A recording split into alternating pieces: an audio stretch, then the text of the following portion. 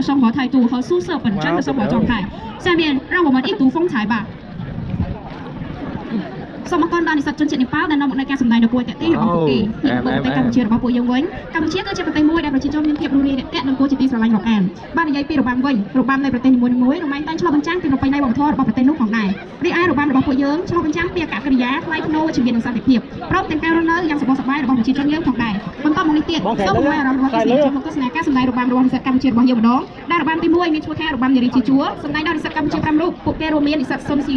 រងញយ៉ាវ៉ាងស៊ុយវ៉ាន់មូសុង还有张金花有请他们的表演，谢谢。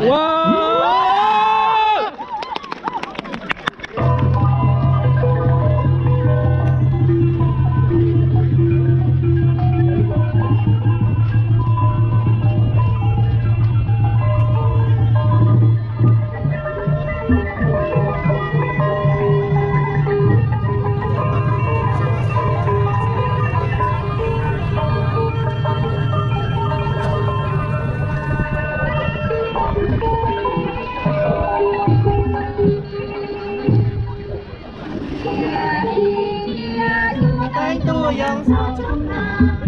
hai tolong manusia, roket tapi dia soi somta, dia toh drama, somta roket pakai api bora, tung dia robang mui tro yang somna, roket pakai somta.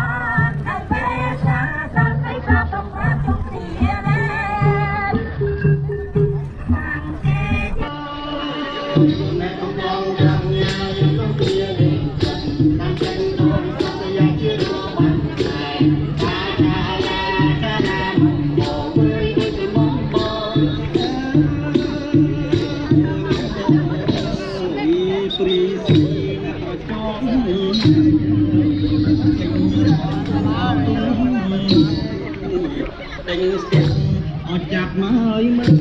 lại ai xong ai ở bên nhà ơi son thật ở bên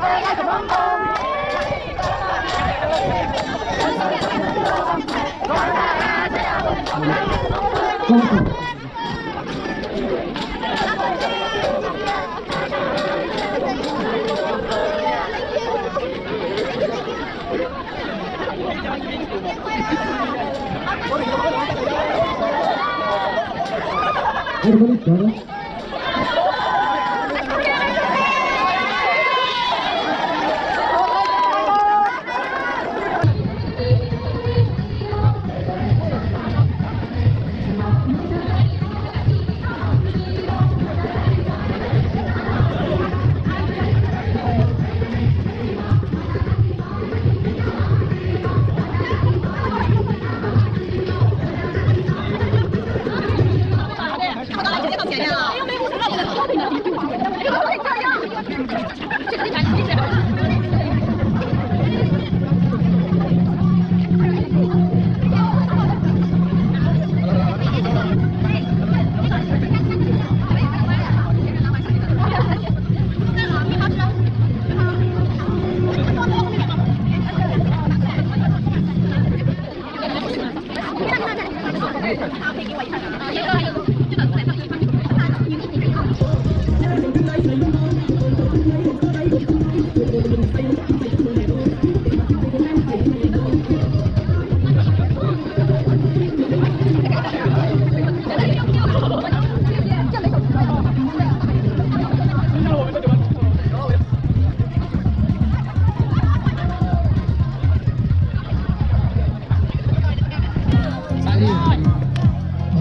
ប្រាសាទបុរាណស្រជិតមួយទឹកមកហើយចម្លាក់នៅលើប្រាសាទគេនឹងអបអរចោលថ្ងៃមានពូនខ្មែរប្រស្រ័យសូមសូមយកទៅខាងថៃ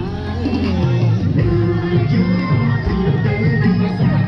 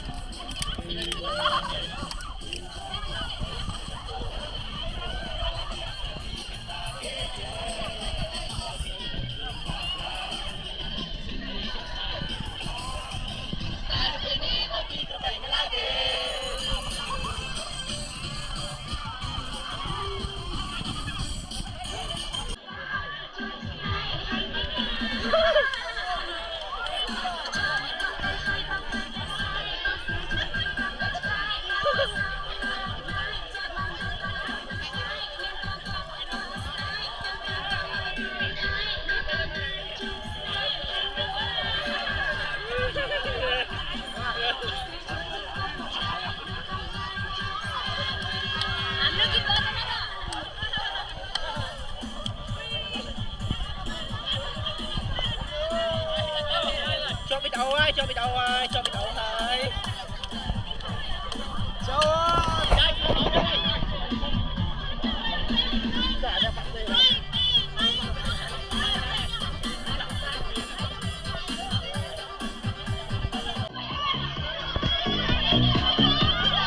新年快乐！祝你们身体健康，天天开心，顺利毕业。